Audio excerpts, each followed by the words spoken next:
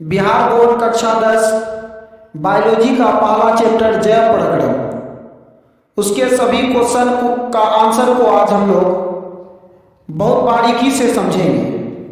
जिसका पहला क्वेश्चन है, सभी पौधे दिन के प्रकाश में ऑक्सीजन एवं रात्रि में कार्बन डाइऑक्साइड देते हैं। क्या आप इस कथन से सहमत हैं? कारण बताइए।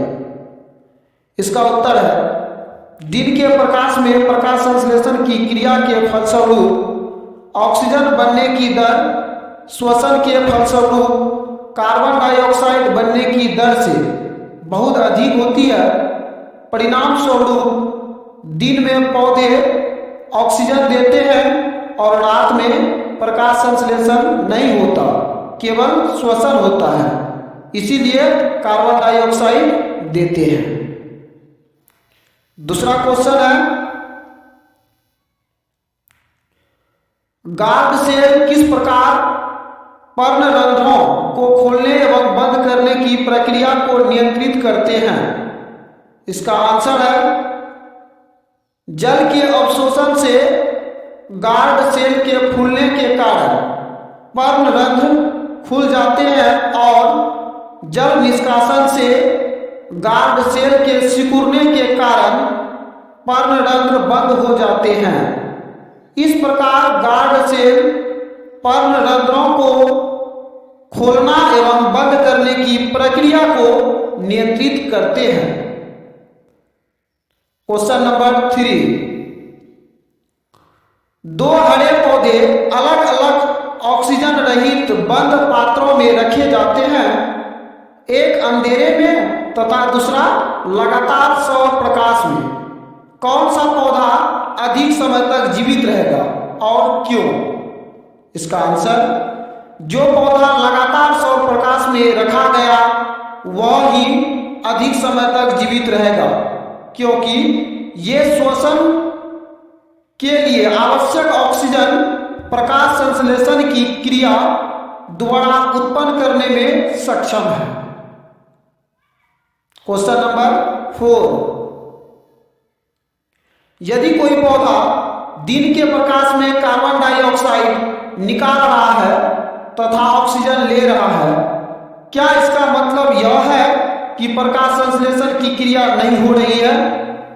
तो इसका उत्तर है, प्रायः यह माना जाता है कि यदि दिन के प्रकाश में पौधे कार्बन डाइऑक्साइड निकाल रहे हैं तथा ऑक्सीजन ले रहे हैं तो या तो प्रकाश संश्लेषण की प्रक्रिया हो नहीं रही है अथवा श्वसन की प्रक्रिया से बहुत कम गति से हो रही है।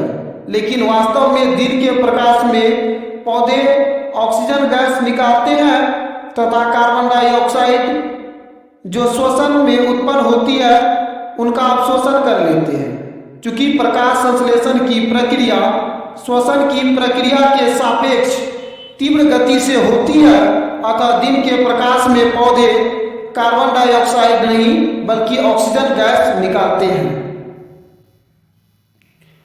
नेक्स्ट क्वेश्चन यानी 5वां क्वेश्चन, जल से बाहर निकालने पर मछलियां क्यों मर जाती हैं? इसका आंसर है, मछलियां गिल्स की सहायता से श्वसन करती है और इसके लिए वे जल में घुली ऑक्सीजन को ही अवशोषित करने में सक्षम होती है। मछलियां वायुमंडलीय ऑक्सीजन का अवशोषण नहीं कर पाती है, अतः जल से बाहर निकालने पर श्वसन के अभाव में मर जाती है।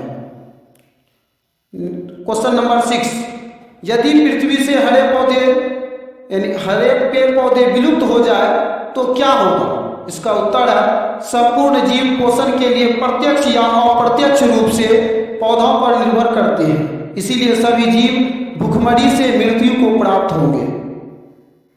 क्वेश्चन नंबर 7, शाकाहारी जीवों में क्षुद्रांत तंत्र लंबी यानी छोटी आंत लंबी तथा मांसाहारी जीवों में छोटी आंत छोटी क्यों होती है? इसका आंसर है, शाकाहारी जीवों में सेल्यूलोज का पाचन समय लेता है, इसीलिए उनकी क्षुद्रांत तंत्र यानी छोटी आंत लंबी होती है, जबकि मांसाहारी जीवों में सेल्यूलोज के पाचन की आवश्यकता नहीं होती और मांसाहार जल्द पच जाता है, इसीलिए उनकी छोटी आंत छोटी होती है। क्वेश्चन नंबर 8, यदि आमाशयिक ग्रंथियों से म्यूकस का स्रवण नहीं हो तो क्या होगा? इसका उत्तर है म्यूकस आमाशय के आंतरिक स्तर की हाइड्रोक्लोरिक अम्ल एवं पेप्सिन एंजाइम की अभिक्रिया से रक्षा करता है। यदि आमाशयी ग्रंथियों से म्यूकस का स्रावन नहीं होगा तो आमाशय के आंतरिक स्तर का संरक्षण हो जाएगा। क्वेश्चन नंबर 9, वसा के इम्लिस्त्रीकरण का क्या महत्व है? इसका आंसर है भोजन में वसा बड़ी बड़ी कणिकाओं के रूप में उपस्थित होता है जिन पर पाचक एंजाइम को क्रिया करने में कठिनाई होती है। इम्लिस्त्रीकरण में पितरस द्वारा वसा की बड़ी बड़ी कणिकाओं को यांत्रिक रूप से छोटी छोटी कणिकाओं में विभक्त कर दिया जाता है।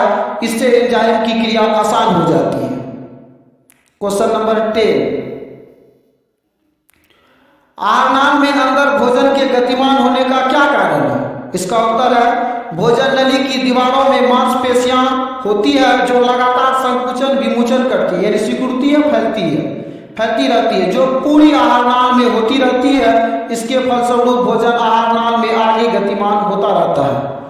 क्वेश्चन नंबर 11, जलीय जीवों में पार्थिव जीवों की अपेक्षा श्वसन दर क्यों अधिक होती है? इसका उत्तर है जलीय जीव जल में घुली हुई ऑक्सीजन का अवशोषण के लिए करते हैं जिसकी मात्रा वायुमंडलीय ऑक्सीजन से काफी कम होती है, जबकि पार्थिव जीव वायुमंडल से ऑक्सीजन लेते हैं जो प्रचुर मात्रा में उपलब्ध होती है। इसीलिए जलीय जीवों की श्वसन दर पार्थिव जीवों से अधिक होती है। क्वेश्चन नंबर 12, मनुष्यों में रक्त संचरण दोहरा रक्त संचरण क्यों कहलाता है? इसका आंसर है मनुष्य के पूरे शरीर में रक्त के संचरण के एक चक्र में रक्त हृदय में 2 बार गुजरता है। एक बार दाहिने भाग से अनऑक्सीजनित रक्त और दूसरी बार बाएं भाग से ऑक्सीजनित रक्त। इसीलिए मनुष्य में रक्त संचरण दोहरा रक्त संचरण कहलाता है।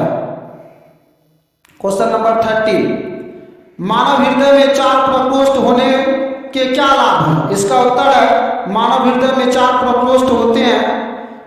दोनों बाएं प्रकोष्ठ पूर्णतया दोनों दाएं प्रकोष्ठों से पृथकीकृत होते हैं। यह ऑक्सीजनित एवं अनऑक्सीजनित रक्त को आपस में मिश्रित होने से रोकता है। इससे ऑक्सीजनित रक्त संपूर्ण शरीर को उपलब्ध कराने की क्षमता बढ़ जाती है। क्वेश्चन नंबर 14, जीवधारियों में ऊर्जा मुद्रा का नाम लिखिए। यह कब और कहाँ उत्पन्न होती है? इसका उत्तर है ऊर्जा मुद्रा का नाम एडिनोसिन ट्राइफॉस्फेट यानी एटीपी, एडिनोसाइन ट्राइफॉस्फेट, इसका एटीपी का फुल फॉर्म भी होता है। इसका उत्पादन जीवधारियों में श्वसन के समय एवं पेड़ पौधों में प्रकाश संश्लेषण के समय भी होता है। क्वेश्चन नंबर 15, कस्पुटा, टिप्स एवं लीच में क्या समानता है? इसका उत्तर है तीनों ही परजीवी हैं। वे अपने पोषण पेड़ पौधे एवं जंतुओं से बिना उनका वध किए ही प्राप्त कर लेते हैं। क्वेश्चन नंबर 16, शिराओं की दीवार धमनियों से पतली क्यों होती है?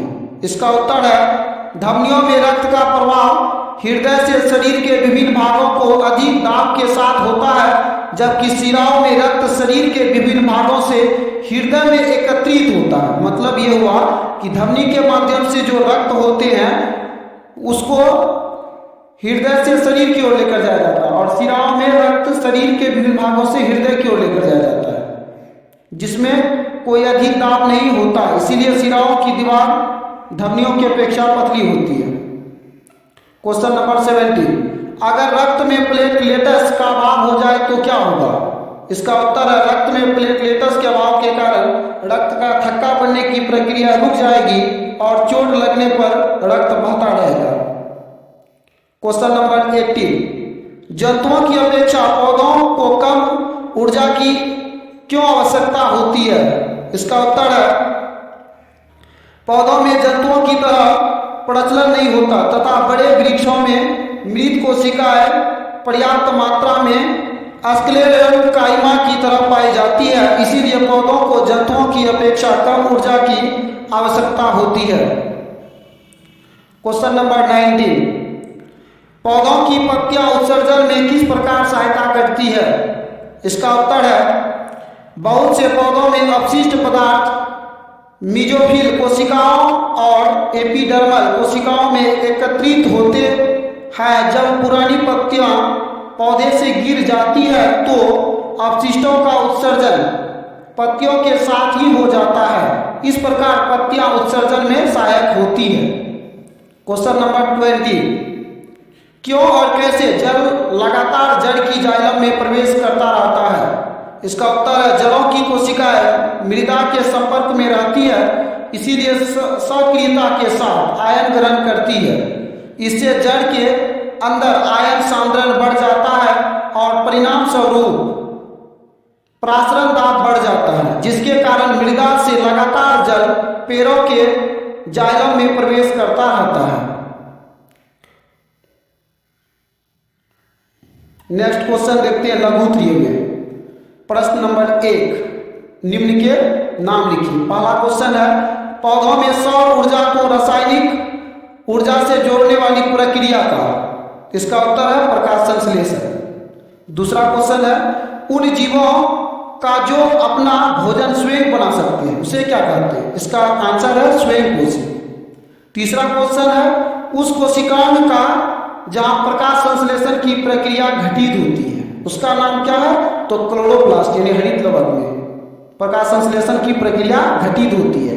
क्वेश्चन नंबर 4, पर्णरंध्र के चारों ओर से घेरे रखने वाली कोशिका का नाम क्या है? इसका आंसर है गार्ड कोशिका। क्वेश्चन नंबर 5, उन जीवों का जो अपना भोजन स्वयं नहीं बना सकते इसे क्या कहते हैं? तो विषमपोषी या परपोषी भी कहते हैं। क्वेश्चन नंबर 6, आमाशयी ग्रंथियों से स्रावित होने वाले उस एंजाइम का नाम जो प्रोटीन के पाचन में सहायक है, तो इसका आंसर है पेप्सिन। अब देखते हैं क्वेश्चन नंबर 2 को लघु त्रिय का। क्या पोषण किसी जीव के लिए आवश्यक है? समझाइए। तो इसका आंसर है, किसी भी जीव के लिए पोषण आवश्यक है, क्योंकि भोजन निम्न उद्देश्यों की पूर्ति करता है। पहला उद्देश्य क्या है?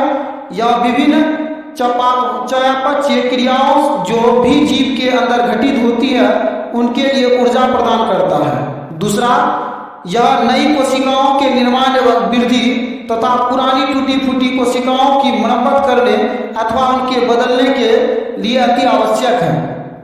तीसरा उद्देश्य, यह विभिन्न बीमारियों से लड़ने की क्षमता बढ़ाने के लिए आवश्यक है।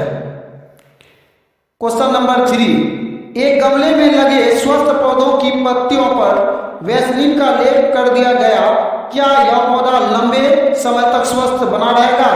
इसका उत्तर है, यह पौधा लंबे समय तक स्वस्थ नहीं बना रहेगा, क्योंकि यह श्वसन के लिए ऑक्सीजन ग्रहण नहीं कर सकेगा तथा ऑक्सीजन के अभाव में इसके विभिन्न प्रक्रमों के लिए ऊर्जा का अभाव हो जाएगा। दूसरा कारण, यह प्रकाश संश्लेषण के लिए कार्बन डाइऑक्साइड प्राप्त नहीं कर सकेगा, जिससे पौधे के लिए भोजन का निर्माण नहीं हो सकेगा।